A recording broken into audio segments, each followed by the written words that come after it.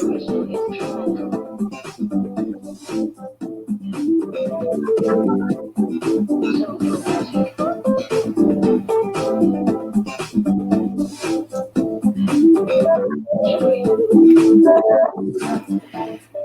morning. I'm Michelle Charlton from Skills Education. If you've been on a skills education session before, thank you and welcome back. If this is your first visit, we're so glad that you could make it today. We have our special guest presenter, Melanie McDonald, to talk to us about increasing student enrolments for your RTO. So stick with us on the channel that supports presenters who are supporting vet practitioners. Now, whilst everyone's getting settled, I'll just run through a little bit of quick housekeeping. If you were in the waiting room, you may have seen the slides scroll through, but I'll just give you an abridged version.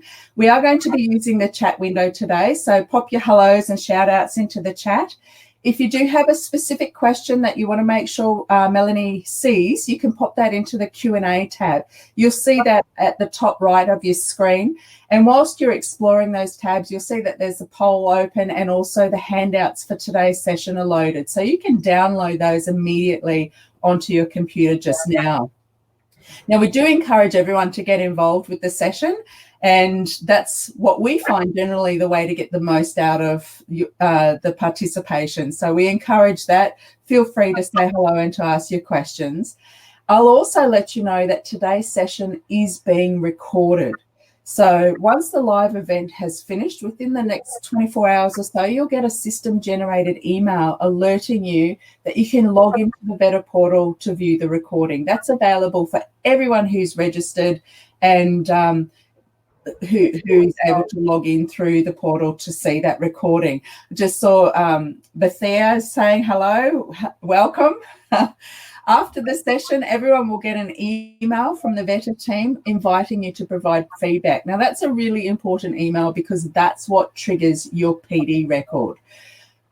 You can submit a blank document. All of the feedback is anonymous, but we certainly do know that all of our presenters appreciate the feedback.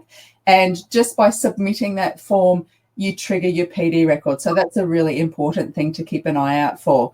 And just while we're wrapping up on that housekeeping, a big shout out and thank you to the Vetter team, because it is Vetter who are supplying the technology and the background support for the skills education sessions. Now, that's all the admin out of the way. Over to what we are here for today. As I said, Melanie McDonald is our special guest. She's continuing her 4-part series on RTO marketing by talking today about the specific use of Facebook to identify and attract prospective students.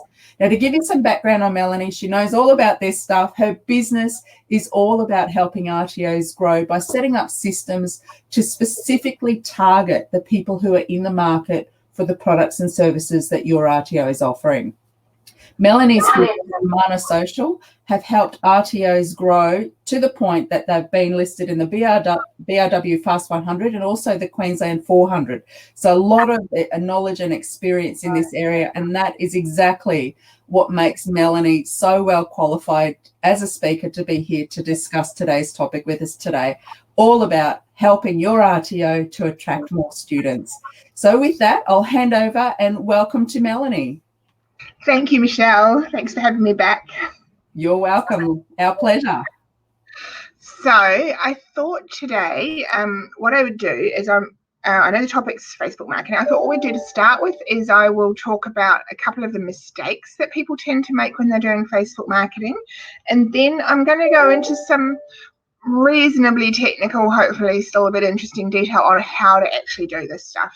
So you'll have as handouts, you'll have a copy of these slides, but you'll probably, I imagine, need the voiceover as well to be able to do it yourself. So you'll need to log in and get the replay of this.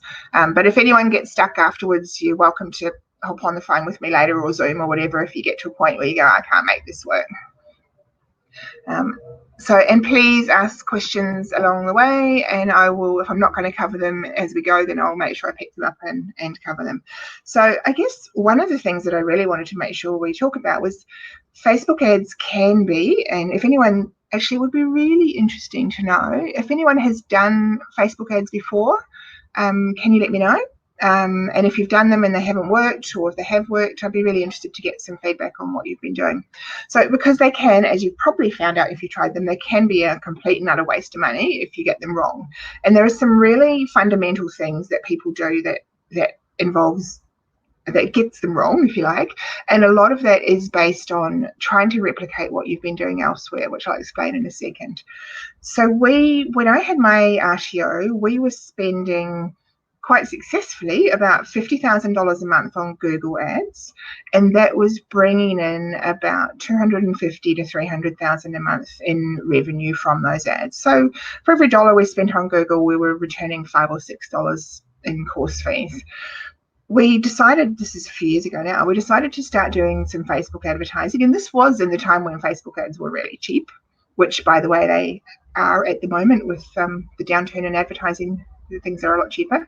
But we managed to spend, over about the first 4 or 5 months that we did it, we were up to $131,000 in ad spend, and to my embarrassment, we weren't really paying attention on where were our enrollments coming from. Were they coming from our Google ads, or were they coming from our Facebook ads?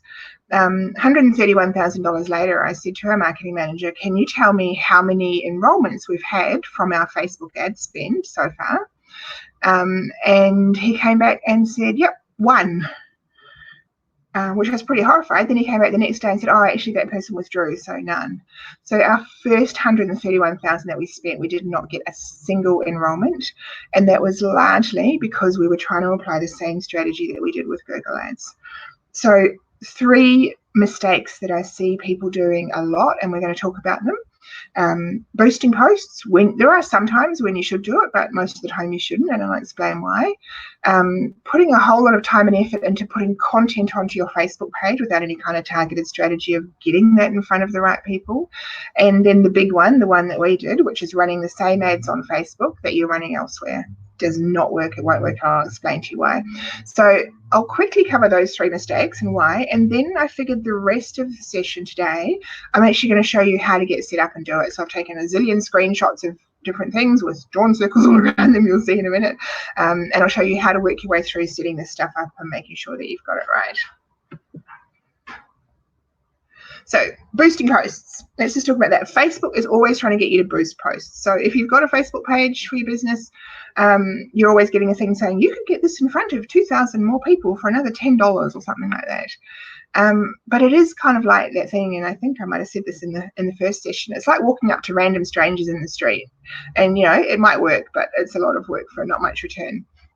So the problem with a boosted post, and people go, oh no, I'm running a Facebook ad, it's not a boosted post, I'm targeting, women between 25 and 40 who live in Sydney or whatever. It's like, no, that is still a business post, a boosted post. I will show you in this session how to get them really targeted so that you never have to boost a post again. You're getting your content in front of exactly the right people. And there's 3 or 4 different ways to do that, and I will endeavor to try and get through all of them today if we can. Okay, the next one. A lot of people go, oh, I know I should be doing Facebook, but I posted every day for a week, and then that was a year ago, and we haven't done anything else, and we don't really have the resources to do that. Putting stuff on your Facebook page will make your current students happy. Like you post, it doesn't hurt to post things like graduation photos or shout outs to people who've done stuff, but it's not really a scalable process to attract in new students, because the way that Facebook is set up now, when we first started Facebook advertising, everybody was saying get page followers, because then it's free. Once you've got the follower, you can show them stuff and it doesn't cost you anything. It was sort of the Facebook equivalent of Google, search engine optimization, organic search. And initially that was true. If you had followers on your page and you posted something, the followers saw it. But as you probably know, if you're a Facebook user, our news feeds are so full now. And then a couple of years ago, Facebook decided to start curating our news feeds, which is consistent with what they've been doing in terms of this targeted data stuff. Like if I followed a page, I don't know, say I followed a page a couple of years ago about poodles because I was vaguely interested in getting a poodle, I don't want to see every post that poodle page posts. And so what Facebook has realized is they look at how much do you engage with a post and what's going on, and do you comment, and do you save it, and do you share it. And if you're not doing that, you're probably not going to see posts from that business page. So if you're the business and you're posting stuff but you're not getting a high level of engagement, it's like a downward spiral. The less engagement you get, the fewer people they'll show it to. So if you've got 10,000 followers on your page and you've got a ton of engagement, then if you're really lucky, a couple of thousand of those people might see the post. But that's pretty rare. So that's a lot of work to make content and try and get engagement when these are probably not new prospective students anyway. So I'm going to show you today how to get traffic to your posts without having to have page followers at all. I mean, you want to have a few just to give some credibility, but you don't really need them to actually do anything. Actually, on that note, don't make the mistake of going out and buying followers. So you can get on some of these, Upwork type sites and say, or Fiverr, and you say, I want to pay $20, and someone goes, oh yeah, I'll get you 10,000 followers for that. The problem with that is that everything else that we're going to talk about today depends on you not having the wrong followers, because Facebook goes, oh, okay, these are the people that they want. They want American university students because that's who we got as our 10,000. So we'll show all this stuff to them. So don't buy traffic, or don't buy followers, buy traffic, but buy targeted traffic. And I'll show you that in a second. Okay, the other mistake, and this is the one that I mentioned at the beginning, is running the same ads on Facebook that you run elsewhere. So we had been running a Google ad, say for the Diploma of Project Management, and it said, come and do our project management diploma, blended delivery, online, this price, whatever. People would click on that ad, they would go to a landing page, they would fill in the landing page, they would get the course material, and then, 17% or so of them would enroll. Thing with a Facebook ad is that generally when someone's on Facebook, they're browsing around looking at cat videos, and then your thing pops up that says, hey, do you want this? It pops up hopefully in a targeted way, but they're in a different place mentally to the people who are actually hunting for your course. They're not hunting yet. They're earlier on in the buying cycle. In fact, they might not even know that they need your course. So the content that you want to put in front of them is not just, hey, buy my thing, do this course. It's really got to be about, people talk a lot in copywriting and marketing about meeting someone where they're at. And that is really, really true with a Facebook ad. If they're looking at a cat video and you're trying to recruit them for your beauty college, you don't just go, come to my beauty college. You've got to, first of all, hook them and get them interested in even doing beauty therapy as a career, then in doing the course, and then in doing it with you. So it's at least a 3-stage process, which means that your Facebook ad doesn't have to look like an ad. It can just be a post, a video, an article, or anything, and you're just placing that in front of people. So that's the problem with doing them through, if you don't do it through the right platform, you can only put a couple of lines in. When you do it the way I'm going to show you, you can do a great big article if you want to. It doesn't have to look like an ad, and it probably shouldn't look like an ad. Let me show you. I'm going to show you how to look at your competitor ads. If you don't know this, and I also want to show you a couple of examples what I would think is good and bad Facebook ads in this space. Hopefully I haven't chosen anybody who's actually here in the session. Should have got the list off you, Michelle, to see who was here. But this little looking at competitor ads, this might be a little trick that you don't know, hopefully. So I did some screenshots. So when you go to, I picked open colleges. I figured there's no one from open colleges here. Thank you for volunteering, open colleges. So if you go to, say, the Open Colleges Facebook page and you want to know what ads they're running, if you're doing it on a desktop, there's this section, see where I've circled it in red, there's this section called Page Transparency. That is going to tell you a bunch of things about them, where their admins are based, whether they've changed their page name, and also what ads they're currently running. If you click on that, it takes you through to this section, which is the page history, when it started, has it changed its name, has it merged, where are the people that are managing it, and then circled in red on the left, it is currently running ads, and then down in the bottom right there, where it says go to ad library, if you click on that, go to ad library, it takes you through to all the ads that they're running, and you can filter by country or what platform they're running on it. Is it Instagram, is it Facebook, or whatever. Now this, sure, the content is one thing, but the other interesting thing that you find out from this is if you see, you can click the first red circle, the one at the top, see the ad details, will actually take you through to the ad itself. And then you'll see how much engagement they've got on it, what's going on. What it won't tell you is who these ads are targeted at, but it will show you at least what the ads look like. And one of the things that is quite useful to know is when did they start running the ad. So the second red circle, the bottom, the lower one. So this one started running on the 27th of May, which is only a few days ago at the time of recording this. If you can find competitors' ads that have been running for quite a long time, then that tells you either they've got too much money or that the ad's actually working. So if you want to do any competitor analysis, it's worth having a little snoop around. It's also worth having a look at not direct competitors, but what sort of style of stuff is working in other industries. So, you know, if you take the beauty college example again, if you're a beauty college, you might want to look at beauty products. What sort of ads are they running? And you'll see from the little triangle in the middle one there that one's actually a video as well, which is interesting. So let me show you a few examples of ads that, I was going to say good and bad, but I thought I'd better not. Good and perhaps less good. So if we go from left to right. So the first one on the left, this is a Singaporean training company. And I thought this was an interesting one and probably quite an effective one, because they are talking about the course and about what you're going to learn, and then they're going to a learn more button. But they are, I mean, obviously we can't do this here in terms of student loans and things, but they're saying, you know, 85% subsidy, learn more. I would imagine that ad is going to get some inquiries. What it's not going to do, and so it's a perfectly good ad, that what it's not going to do, I would think though, is get immediate enrolments, because this is just the beginning of a, hey, have you thought about doing this? Learn some more. And then you're going to have a really effective follow-up process of one or all of the above, either humans on the phone talking to them, or an email marketing sequence, which we're going to talk about in a couple of weeks. I think I've got another session on that, or a Facebook retargeting sequence where you drop other posts in once they've engaged with this first one. The next one is a local one, the beauty one. I thought this was a really good ad. So they've basically got a video and a little bit of a story about somebody and what she's doing on a super yacht, you know, working as a beauty therapist, came from the country kind of thing. So the first part of that story is engaging enough that the target audience is going to say, oh, okay, that looks interesting. I wouldn't mind knowing more about that. All you want them to do as the advertiser here is to watch a bit of this video.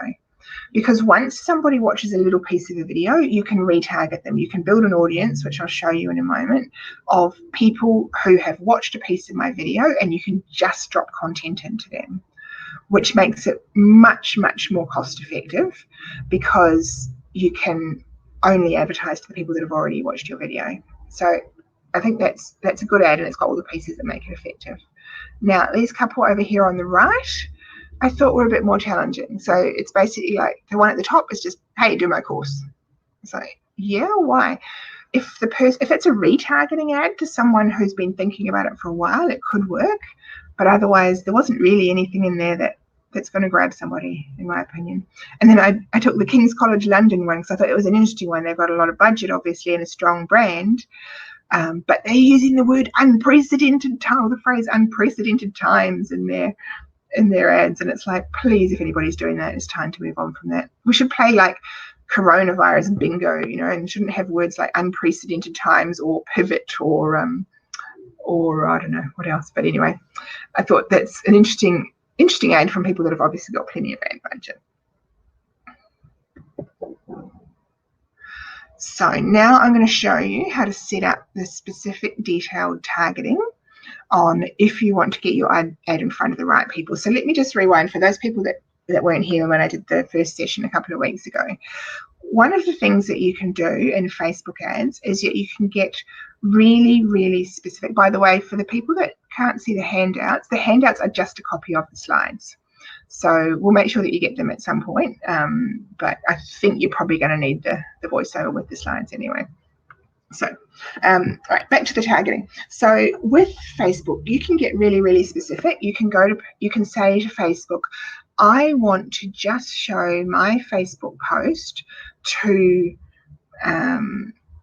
tradies with sawbacks who've got mortgages and are married, and you're advertising project management. Or you might say, I want to show my beauty therapy ad to women between 18 and 25 who are not interested in going to university, who've got an interest in beauty products, and who like cruise ships. Probably not a good example in today's climate, and then you might run in a post to them to say, have you always wanted to work on a cruise ship? You could do this by doing beauty therapy or something. So the more specific you get with your content and audience, the better it's going to work. So let me show you, first of all, let me show you the front end of how to set up these targeting tools, and then I'll show you some of the power of the targeting, the things that you can do. So first thing to be aware of is that Facebook has this thing called a pixel. Some of you already know this, which is a little piece of tracking code that goes on your website and keeps an eye on everybody who visits. It also tracks in a bunch of other places like your Facebook visitors. But let me show you how to set it up, and then I'll show you what you can use it for, because it's really powerful. It's free, costs you nothing to do. Even if you're not going to use it, it's worth doing it now, and you've got 6 months to use the data that it collects. So the first thing is people go, oh yeah, I've got Facebook Business Manager. It's like, well, you might not have actually, because you can have a Facebook page and you can have a Facebook ad account without actually having Business Manager. Business Manager is like the umbrella tool that links your page and your ad account and your people all together, and you can have multiple pages under one Business Manager, or multiple ad accounts, or multiple people. So when we first started doing Facebook advertising, we had to basically do it under a person's name, and then we had to link that person's name to the page and run the ads. So we invented our person called Bruce Citizen, and Bruce ran our ads. Now, Facebook is getting stricter now about the whole fake profile thing. So if you're still doing it that way, if you've got a fake human that you set up to run your Facebook ads, at some point Facebook's going to detect that that's not a real person, because with all the power of all the data they're collecting, and they're probably going to boot that person off Facebook, that imaginary person, and then you might lose access to your account. So I would really strongly encourage you to set up Business Manager, because the good thing about setting up Business Manager is you can then give people different levels of roles in Business Manager, in the page, and in the ad account. And you can add people, or you can add partners, which I'll show you. So you could add a company like us, or you could add your internal staff. And when you stop working with us or the staff, you can remove them without any drama or any lost control of their account. Let me just show you. So this is a screenshot of Business Manager. See up in the top left where I've got the red circle, those little dots, that's the menu, and that takes you to all of the things that you want to find, which I'll show you in a moment. You'll see in this Business Manager that we've got one ad account, the two green circles, and one page linked to it. So there's an ad account with a number, and then the page called Soulful Power. This is a training company that we work with in the US who does breathwork, meditation type training. Now, to add more ad accounts or pages, if you've set up Business Manager, you can just go and Google set up Facebook Business Manager and it will set it up. But once you've got it set up, you've got to bring your ad account and your page into Business Manager, and also bring your people in. So it's like it's empty until you add things. I hope this is making sense. I do kind of get down this technical rabbit hole. I was saying that to Michelle before we started. So anyway, if you set up Business Manager and you want to add people, pages, ad accounts, you go over here to the right where I've got the pink circle on Business Settings, and you click on that button called Business Settings. You can also access it the other way. And this will bring you to a page that looks like this, which has got the people, the partners, the pages, the ad account, and the pixels. Gosh, that's like one of those Peter Piper pickled peppers or something. And this is where you make sure that you've got all the right people that you want to have access in there. So if we look at the people one, I've clicked on that, and so these are the 4 people in the middle column that are actually on this ad account. That's me at the bottom. And then if you look over to the top right green circle, I've got admin access, which means I can do anything. Now, generally, if you're going to add an individual to your account, you shouldn't be giving them admin access, because that means they can basically run off with your page if you want them to. I've got admin access for these guys because they didn't really know what they're doing, and so they've temporarily added me so I can help them fix up some stuff. And when that's done, we'll remove me and we'll add us as an organization as a partner instead. But so for me, for my admin access, I've got access to the page and to the ad account, the 2 green circles on the right hand side, and then the red circle on the right where it says add assets. That is where if say this business had 2 Facebook pages, they could give me access to a second Facebook page by adding it there. I hope that's making a little bit of sense. The other thing I want to show you is the pink circle at the left where it says pixels, data sources. So does everybody know what I'm talking about when I'm talking about a pixel and a data source? If anyone doesn't, can you drop something into the chat just so that I know, and I'll rewind a little bit and explain a little bit more. So just while we're waiting for that, so the pixel is basically the tracking code that Facebook uses to collect information about who is your customer. Okay, so I'll rewind. So it's not a pixel in the sense of, we talk about pixels where there's so many pixels on our television and it's related to the size of the image. It's the same word, but it has a completely different meaning. It's basically a little tracking code. Facebook makes one, Google makes one, pretty much all the paid digital advertising companies. Okay, thank you. Most people don't. All right, sorry about that. I'll rewind.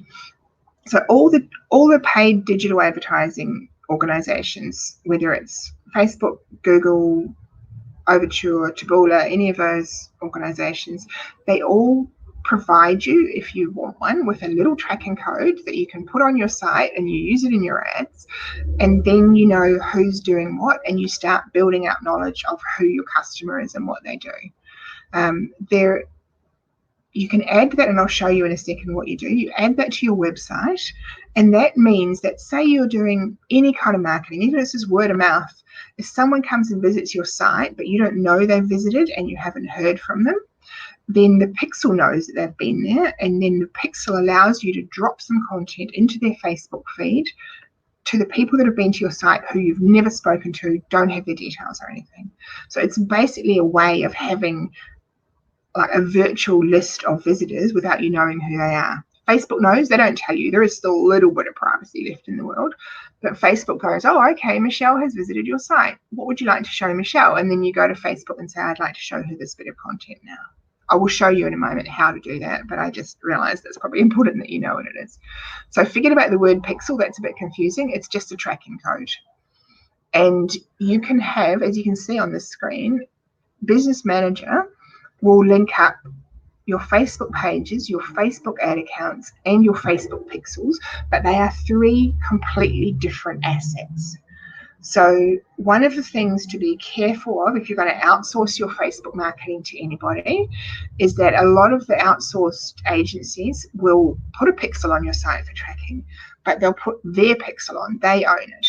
And then when you stop using them, they get to keep all your data. I've seen that happen to quite a few people. You need to be careful with that.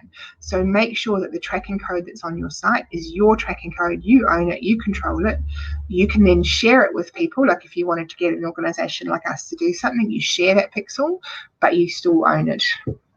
Oh, sorry, you can't hear me. Can everybody else hear me okay? Okay, sounds like it's not me. So let me just show you how to make that pixel. And then I'll show you how we're going to use it. Okay, thank you, Anne. So you go to Business Manager and you go to Business Settings, like those two previous slides. And then if you look at the left-hand column, the pink circle, you click on Pixels on the menu. That takes you, in the case of this particular training company, they've got two pixels, you'll see. One owned by Christian, one owned by Marjorie. Christian owns the business and Marjorie is his marketing manager, which somehow accidentally, before we started doing work from them, somehow that ended up, she'd created one, she didn't know he already had one. That's the kind of stuff that you need to look out for, is making sure that you don't have a problem with multiple pixels and trying to track stuff.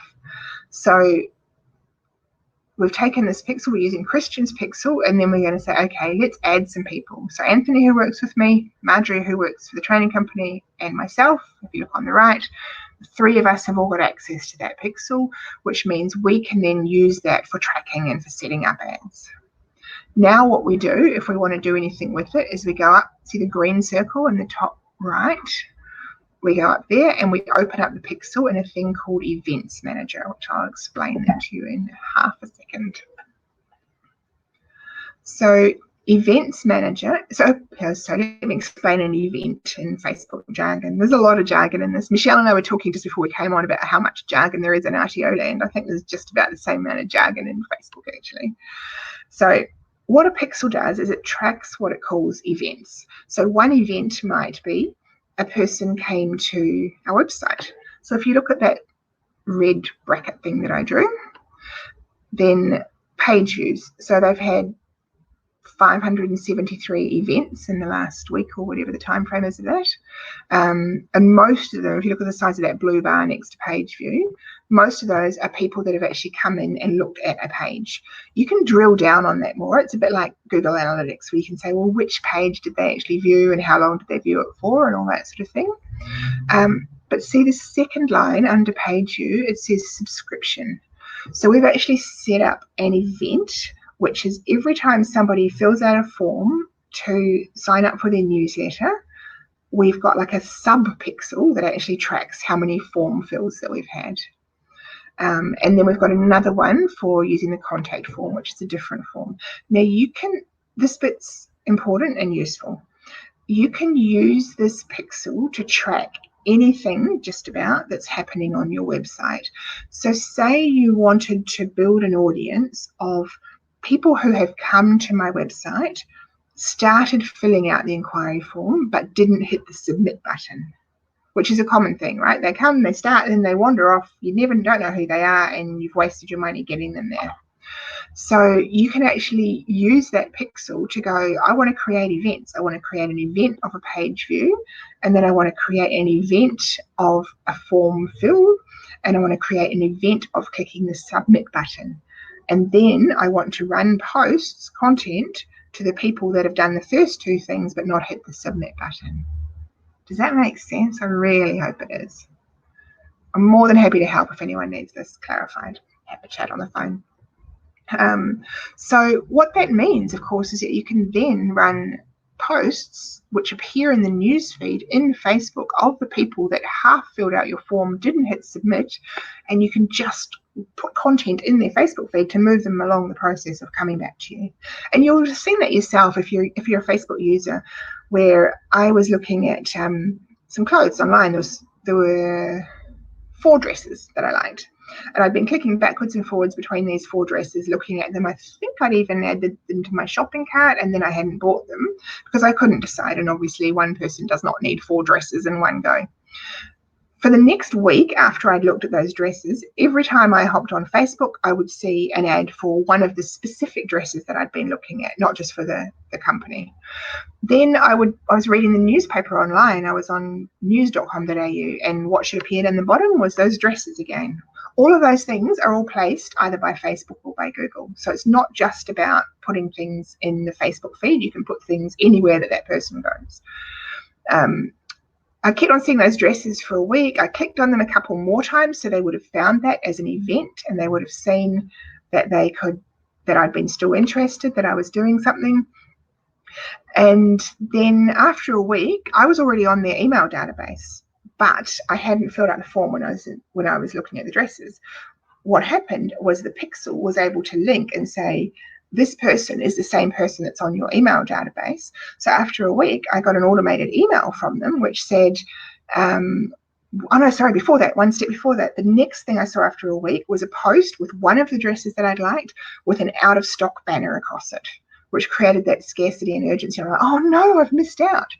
As soon as I saw that, within a couple of hours of that, an email appeared in my inbox, which is because I had 3 dresses remaining that I couldn't choose between. One of them was out of stock, which was, we're doing a 24-hour flash sale just for our subscribers. You can get 3 dresses for the price of 2. So I ended up buying the 3.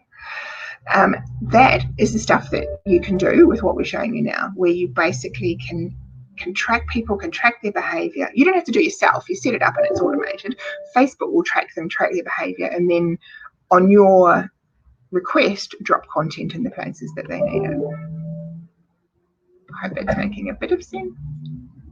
So let me just show you. I'm not going to show you in detail how to install the Pixel because it depends on your website platform. If you've got WordPress, which most people do, you can install a plugin in WordPress called Google Tag Manager, and then you can put all your pixels. It's like a bucket, and then you put all your pixels in that bucket. The Tag Manager will hold all your pixels. It's really easy. Just go to the back end of your WordPress and hit Add Plugin. If not, when you're setting up the pixel, like here's this one, Marjorie's one has never been installed. and you'll see at the bottom the blue button with the blue circle around it. It says the pixels exists, you've made it. Actually, sorry, if you go up to the top right where the red circle is, if you don't have a pixel, you just hit that create button. If you do, it'll say, yeah, we've got it, but it's not active anywhere. And then if you hit that blue continue the pixel setup button, Facebook will actually step you through the process. In most cases, they'll ask you, what is your web platform, what are you using? And any of the main ones, like whether it's Wix or Squarespace or WordPress or whatever, you just click and it will integrate it and it will drop the pixel in for you. You don't even have to do anything.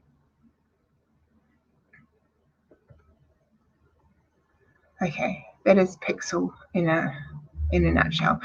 Key thing that you need to know, if all of that sounded like blah blah jargon, is that this is a tracking code which enables you to do the stuff that I'm going to show you now. So let's talk about how to set up a Facebook ad. We'll do 101 and then I'll show you specifically how to do the targeting. So I think the targeting is the thing that most people are most surprised by. So when you are setting up a Facebook ad, there are really 3 elements to it. And this, you don't get this when you're boosting posts in the same way. You first of all need to decide what's the goal of your ad, because Facebook has a number of different goals. It's like, do you just want to get traffic to your website? In which case they will send you all the people that are going to click on your ad and go through to your website, regardless of what they do when they get there. This is why the pixel is important, because the pixel gives Facebook feedback on whether you're achieving the goal. So you could have a goal of, I want people to go to my website and fill out a form, or I want people to fill out a lead form on Facebook, or I just want traffic, or I want video views, or I want engagement on the ad. I want people to comment and share and like. And when you tell Facebook that, when you're setting up the ad, Facebook will give you exactly what you've asked for. So one of the mistakes that we see people doing is they go, I want traffic. Yeah, traffic's good. More traffic is good. And then they will send you thousands of people who go to your website but don't actually enroll for anything. Whereas if you say, I want conversions, I want people who are actually going to fill out my form, they will start working out from the pixel which people actually go to the site and fill out the form, which ones go to the site and leave, and they'll send you more of the form filler outers. The only thing that you need to bear in mind when you're setting this up is that whatever the goal is, you've got to have enough budget to get at least 50 of those each week, or Facebook won't get enough data to know what's going on. So I'll show you where that goes in a second. So there's the goal, then there's the target audience, who are you trying to put this content in front of, and then there's the actual content and the creative itself. When you go into Facebook Ads Manager, so there was a question, how much money would you spend to get the 50?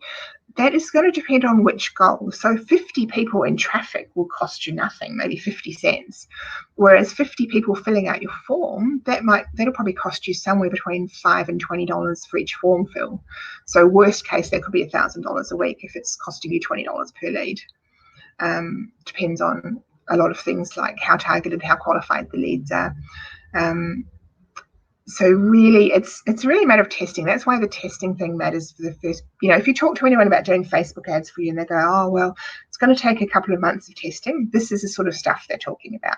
So you might try, because it's cheaper, you might try a couple of weeks of just running traffic and see if that works. And if that doesn't work, then you might step back through the process and go, okay, let's go for engagement, or let's go for form fills or something like that. So that pixel is the tracking code that tells Facebook whether these conversion events are happening the way that you want to happen, whether you're achieving the goals. So you might have seen this page before if you've been in Ads Manager. So that up in the top left, those 9 dots, that's the menu. If you click on that menu, you'll get an option to go to Ads Manager, and this is where your ad account happens. So this is a subset of the Business Manager. Now, those 3 green circles that we've got are the 3 levels that we mentioned on the previous slide. So at campaign level, you set the goal. At ad set level, you set your target audience and your placement, where you're going to put the ads. And then at ads level, you put your content and your words and your pictures and your video, whatever it might be. Now, depending on what goal you set at campaign level, that's going to constrain your options ads. So if you set your goal is to get video views, for example, then when you go to put your ad content together, it's going to demand a video, obviously. But people will find, oh, I tried to do this and it wouldn't let me. Probably wouldn't let you because it probably wasn't aligned with whatever the goal was that you've got set. The other little thing I was going to show you was this one is just a video, Corona Healing Meditation, the breathwork and meditation training organization, and they are currently getting video views for 2 cents each, which is extraordinarily cheap. They were costing about 50 cents each before this whole coronavirus downturn thing. So Facebook ads are still really cheap because still nobody is advertising. You know, fashion, travel, hospitality, entertainment, art, sport, all those people have stopped doing Facebook ads for obvious reasons. And because Facebook ads are an auction where you're competing for the eyeballs of the same people, the auction prices are pretty low at the moment. So if you're thinking about doing it, now is a really good time. Yeah, 2 cents for someone to watch their video. That's for a 3 play, so that means they watched a decent chunk of it. So first level, the goal of the ad, campaign level. When you go to campaign, you click on that tab, you'll see something like this. I'm just going to quickly show you. So it's an auction. That's pretty much the normal way of doing it. And what's your objective? In this case, the objective is video views. And you can either set a lifetime budget or a daily budget. If you set a lifetime budget, just be careful, because if your ads are running really, really well and then suddenly they turn off, that's because you've used up your lifetime budget. The problem with that is that when they turn off and you turn them on again, they've got to relearn who your target audience is all over again. They learn a bit quicker the second time, but turning them off and on is a terrible idea. It kills all the optimization. So you're better off to not put anything in lifetime budget and just keep an eye on it each day. And preferably turn it off before it gets to 131,000 if it's not working. Okay, target audience. I'm going to come back to this, the last little part of this I'm going to show you in a bit more detail. So content and creative. Let me just quickly show you something that people don't always know. When you're putting your content together in Ads Manager, you know, people drop the video in or they write the words and they put the photo in. And see the first green circle on the left, create ad. That's the default. That's what normally comes up when you are putting an ad together.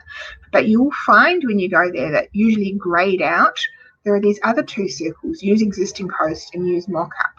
So if you've got a post on your Facebook page that's been going really well and it's got lots of engagement, people have been commenting and liking and sharing, which is what they call social proof, as in, oh, people like this. And we're such we're herd animals, aren't we? Like if we see that everybody likes something, then we like it as well. So if you've got a post that's working really nicely, you might actually, rather than creating a new ad, you might use an existing post from your page and drag it over here and turn it into an ad and show it to some more people. That might be something that you might do as a retargeting to follow up people who have already seen some of your stuff, or it might be a way of bringing new people into your pipeline. But a lot of people don't notice they're grayed out, use existing posts, but it's pretty useful. Or you can use a mock-up, which means if you're using an outside organization to make ads for you, or you're getting some help, so you're doing some of it and then you're using someone like us to do the bits that you can't do, then somebody can create a mock-up, you approve it, and then you pull it over and use it. The other little piece, this 4th green circle down low, enter post ID.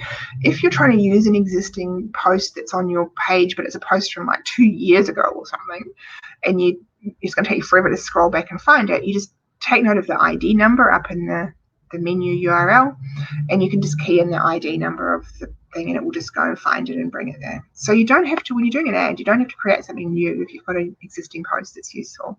And the more social proof, the better. You know, the more people that have commented and liked. Now, here's the last thing I just want to cover that's kind of important and interesting. So let's talk about targeting and how to specifically get these posts that you're making in front of the right people. So there are at least 4 different ways that you can choose an audience to show your Facebook content to. And I'm going to just quickly go through each one of the 4. So the first one is using Facebook audience data, which is basically you go into Facebook. It's probably, if you're familiar with Facebook ads at all, it's probably the thing that you've done.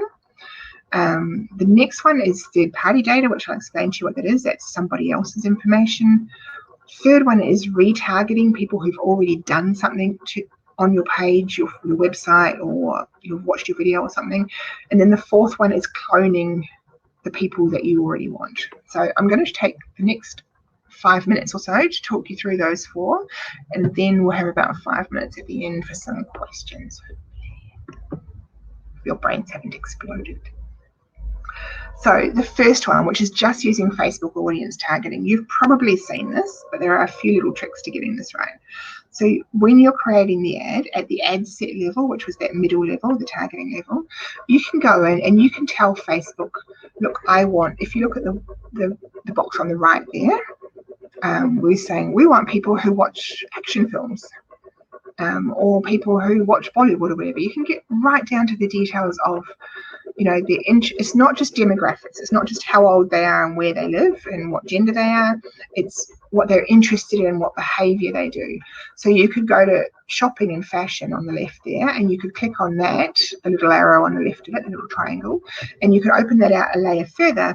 And you could say, I want people, if you're selling a short online course, for example, say you've got something for $199, you just want people to enroll, you don't want to go through a whole big process of talking to them on the phone. It's a non-accredited course and you just want to sell it. You might include in your audience for this, as well as the usual people who are interested in your subject, that shopping and fashion one. If you click on that and open that, it gives you a box that you can tick to say, I only want to show my ad to people who have previously purchased something online.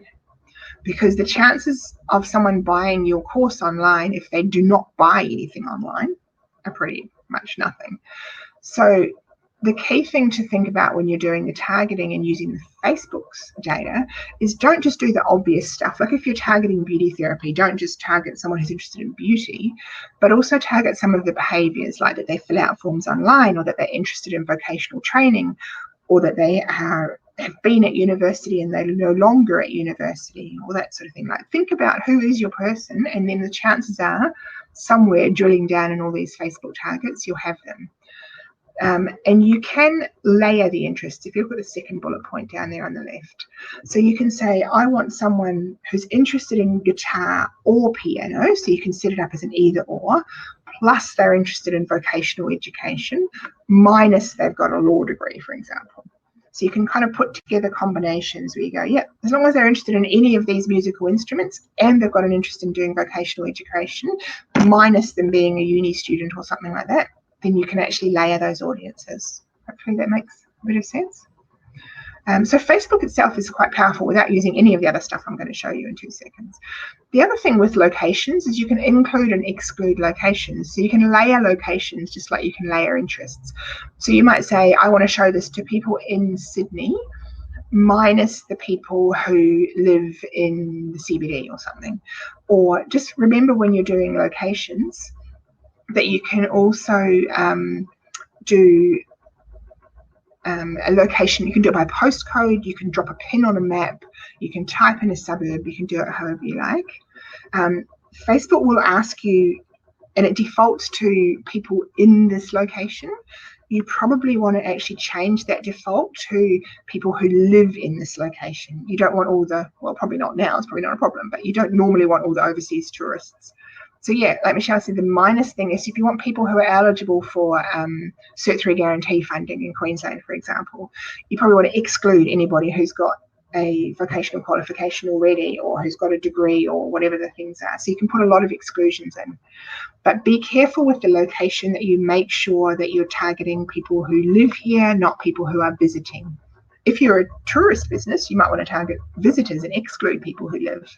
But for what we're doing for RTOs, you want residents. In this middle section, this targeting, you also nominate your placement, which we haven't really got time to go in at the moment. But do you want them on Instagram? Do you want them on Facebook? If you want them on Facebook, where do you want it? Do you want it in Messenger? Do you want it in the news feed? Do you want it in the right-hand column? Do you want to use the Facebook equivalent of the Google Display Network, which means it doesn't actually show up on the Facebook feed at all? It shows up just on websites generally, but Facebook's dropping it in there as the ad placer. So there's a whole lot of options for placement. Don't just default to everything, which is what Facebook will do, or it will cost you a fortune. And that's when you end up with your ads. One of the reasons that we spent so much money on Facebook ads accidentally was about $25,000 of that was basically because we had not unticked one of the boxes of placement, and our ads were showing up in front of all the different games. So, you know, if your a parent and you give your kid your phone to say, here, play Candy Crush and, stop hassling me for an hour. And the kid, they're playing a game and they have to watch an ad to get a free life or something like that. Our ads were showing up in all those sorts of places, which was a complete waste of money. So be careful to remove some of those placements or you will blow out your budget.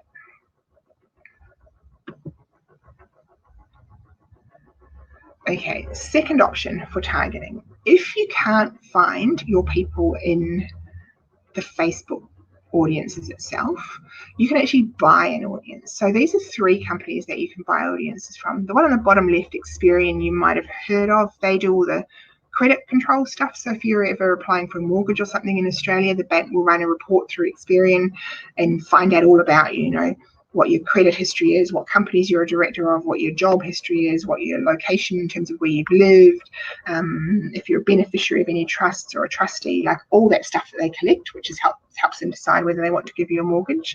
Experian is the big company that collects all that data. They used to be called, or they bought Vita Advantage, which is what they used to be called in Australia. You might have also heard they had a big, Experian had a big scandal in Europe a couple of years ago where some of their data got hacked and people's personal data got stolen, which was pretty bad.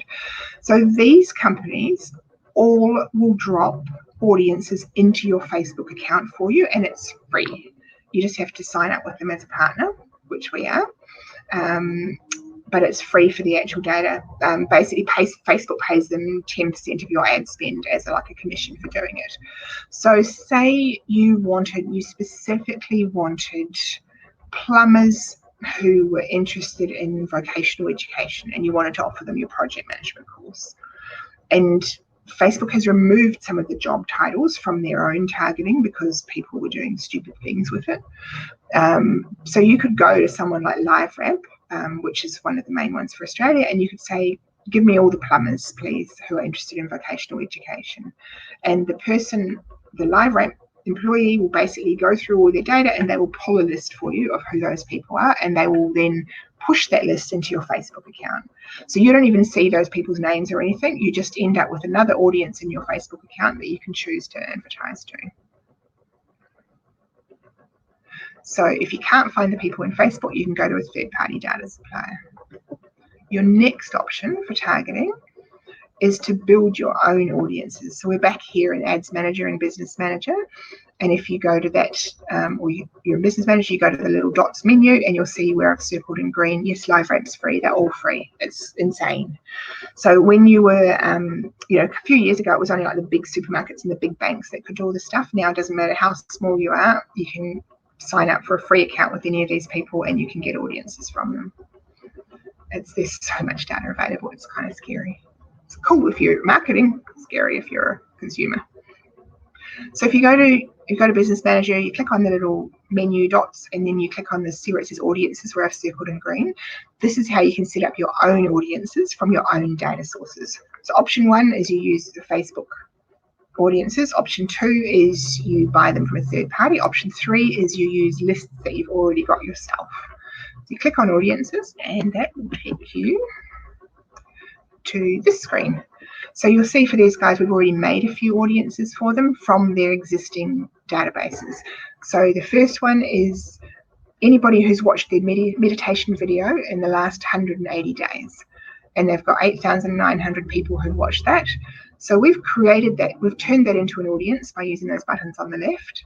And that means that we can run posts just to those people. So anyone who's they had a free video on meditation that they put out, and then they want to encourage people to come to a workshop, that anyone who's watched that video, we can run posts just to those people.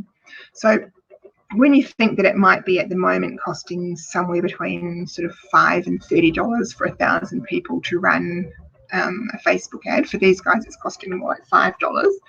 They've got 9,000 people there. For $45, they can drop a post in front of all the people that watched their meditation video. Ridiculously cheap and very targeted. We then made another audience for them, the second one, where it says Australia, UK, Soulful Power, Facebook lookalike audience. What we did is we said what we want to do is we want to clone anybody who's already on their Facebook page or in their Facebook group. And so we used the buttons on the left and we said, make a lookalike audience, make us people just like this, not the same people, but we want clones of them. So we could run an ad to the clones of their existing customers. Or you could put in that situation, you could upload your student database and you could say, clone these people, clone my graduates. So you only get the people that actually complete, not the ones who enroll and drop out. And then we've also got audience down the bottom of just the people that are actually on their Facebook page, 3,500 of them. So you can use your own data. You can use your a spreadsheet of people that have studied with you before. You can use people who have watched your videos, people who visited your website, people who are lookalikes, clones of any of those people, and you can create audiences to run your campaigns of your own. You don't have to go outside for that. And here are some of the sources that you can get your audiences from. You can get from your website using your pixel. You can use your existing customer list as a CSV file. You can have offline activity. So if someone's studying with you and they haven't enrolled online, you can still use that list. App activity is probably not particularly relevant to us. Or you can use, videos that they've watched, lead forms that they've filled out, events. If you do a Facebook event and people say they're going to come. So we were working with an RTO that was doing marriage celebrant courses. They were doing an open day. People were signing up on Facebook to come to it. Of course, as usually happens, a lot of people that signed up didn't show up. So you could then run a bit of content to those people that signed up and didn't come to get them back in. Or you can use your Instagram profile as well. So wherever we're talking about Facebook, it's Facebook/Instagram because Facebook owns Instagram. Okay, I think it's time to pause for breath. I've got 4 minutes left to go. So where do from here? If you want to know more about how to do this technical stuff, 2 options. There's a thing called Facebook Blueprint, which is a free training course that Facebook runs, which shows you all that stuff that I've just rattled through. There's a bunch of videos. Some of them are a little bit out of date because Facebook's changing all the time, but it's still a useful starting point. Otherwise, I'm quite happy to hop on a Zoom for 15 minutes with somebody. If you're trying to do it and you're just stuck on a point, then I'm happy to give me a call or send me an email and I'll jump on Zoom, or one of my team will jump on Zoom and we'll show you how to do it. Okay, I'll pause for breath and I'll let Michelle come back on. If anyone's we've only got a couple of minutes to go. If anyone's got any questions, I'm more than happy to answer them. I would really appreciate your feedback as well because, I know there's a lot of technical stuff. I hope it was useful. I hope it made sense. But Michelle, over to you. Thank you. It's just so interesting always to hear your sessions, Melanie, and to find out who is watching and what's happening and all that sort of thing. And as I said on the last session when we were talking about the use of big data, it's sort of on the edge of your seat, a bit cautious when you're a consumer, but it's absolutely wonderful information if you're the one looking to use that to grow your business. So I really appreciate your time today to share some of that behind the scenes technical know-how about growing your student database and getting people to come to your RTO. I'm just dropping in the chat there as well, because this is, as we mentioned before, Melanie, you've got a series of 4 sessions. The next one, you're going to be talking about using email automation. So once you've generated a lead, how do you follow that up, or how do you use the automation? And also a totally different type of platform in some regards. Business to business is generally LinkedIn. So you're going to be talking with us about using LinkedIn to increase student enrolments later in the month. So I've dropped the links to those sessions in there. Just to wrap up the session, if I can see that there's a question come in, and I'll just read it out. Carmen's saying, if you upload your graduate students to create an audience, does Facebook then share that information with others? So it's a question to making sure there's no breach of privacy there. So Facebook, as you know, has had, sorry, am I unmuted yet? Facebook has had a few slaps about the whole privacy thing over the last couple of years. So when you upload it, they only use it, like you can delete it again, basically. They only use it to create an audience for you to market to. If you use it, if you want to market to your graduates, that's one thing. If you want to create a lookalike of those graduates, there's in their terms and conditions, they declare that, they'll keep it a secret, etc. I'm sure they add it to their pool of knowledge in terms of things that they know about people. But they're not allowed to actually use it for anything and share it. What I normally do is I upload them, I create the lookalike audience, and then I delete the original audience. So I'm not leaving it sitting there on Facebook just because I don't entirely trust them. This is what happens when you know too much about stuff, hey? Yeah. A very good question too, and very wise question. So thank you for posing that one, Carmel. Okay, so I'm going to just give a little bit of wrap-up admin. As a reminder, the session has been recorded. If you want to view the recording, go back and follow the steps to maybe implement some of the tips that Melanie's shown us. That'll be made available. You just need to log in through the VETA portal to access that recording, and you'll get an automated system-generated email to alert you when that's ready. Remember to keep an eye out too for the feedback email. That's what's going to trigger your PD record for today. And we've dropped Melanie's information into the chat, and it's up on the screen as well. So definitely, if you do have other questions for Melanie, reach out and she's going to be more than happy to answer those. And next time we catch up, hopefully we can all discuss how many people we've been tracking and adding to our list. So on that note, thank you very much for your time to join us this morning. Thank you again to Melanie for coming and sharing your expertise on this particular subject. And we look forward to seeing everyone next week. Thank you for having me. Bye, everyone. Okay, bye for now. Bye.